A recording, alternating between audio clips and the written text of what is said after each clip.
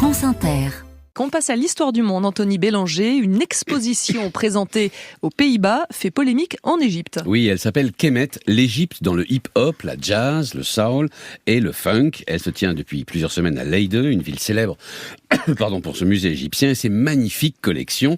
Un thème d'expo que le Caire a très mal pris. Pourtant, il n'y a a priori rien de particulièrement controversé à décrire la fascination de la pop américaine noire pour la culture égyptienne. Beyoncé et Rihanna se sont habillées en reine Néfertiti et Nina Simone a même expliqué qu'elle en était la réincarnation. Tina Turner pensait avoir été dans le passé Hatshepsut, vous savez, la reine pharaon dont nous avait déjà parlé Eva.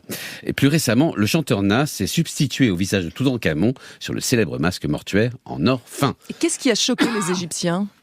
La méprise commence par le titre de l'expo. Kemet est la façon dont les Égyptiens de l'Antiquité appelaient leur pays. Ça veut dire terre noire. Or, un certain afrocentrisme aux États-Unis y voit une des preuves du caractère noir de l'Égypte ancienne. Mais si les Égyptiens appelaient leur terre noire, c'est à cause du limon noir que les crues du Nil déposaient tous les ans sur ses rives et qui était à l'origine de la richesse du pays. Rien à voir avec la peau noire. De plus, distinguer les hommes par la couleur de leur peau, à propos de l'Antiquité égyptienne, est un anachronisme. Les anciens Égyptiens ignoraient cette catégorisation qui découle plutôt de l'esclavage, y compris arabo-musulman, et du colonialisme. Mais pour beaucoup d'Égyptiens d'aujourd'hui, cette fable sur le caractère noir et africain de l'ancienne Égypte est encore un mauvais coup venu des Occidentaux. Même s'il passe par les Afro-Américains, il s'agit ni plus ni moins que d'appropriation culturelle.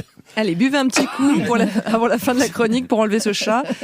Donc, on a protesté côté égyptien. Et comment cette protestation s'est-elle traduite, s'est-elle matérialisée ? Mais d'abord, le site internet du musée a été noyé sous les remarques, souvent constructives, parfois racistes, d'Égyptiens qui reprochaient au musée de donner du crédit à cet afrocentrisme militant qui annexerait la culture égyptienne sans nuance.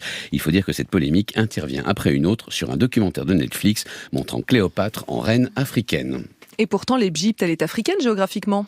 Et oui, elle était géographiquement africaine, mais figurez-vous que les Égyptiens ne sont jamais considérés comme africains eux-mêmes. Ils pensent de leur culture qu'elle est arabo-musulmane et rien de plus, et refusent d'être identifiés à la culture musulmane et à la culture africaine. Et pour eux, ça pose véritablement un problème, y compris un problème de racisme d'ailleurs, au sein de la population africaine, qui refuse que les Africains noirs, et notamment parce qu'ils appellent le Soudan voisin, vous savez, Bilad as-Soudan, c'est-à-dire le pays des Noirs, refusent d'être assimilés à une culture noire africaine. D'où la colère aujourd'hui contre cette exposition aux Pays-Bas. Merci Anthony Bélanger, 6h47.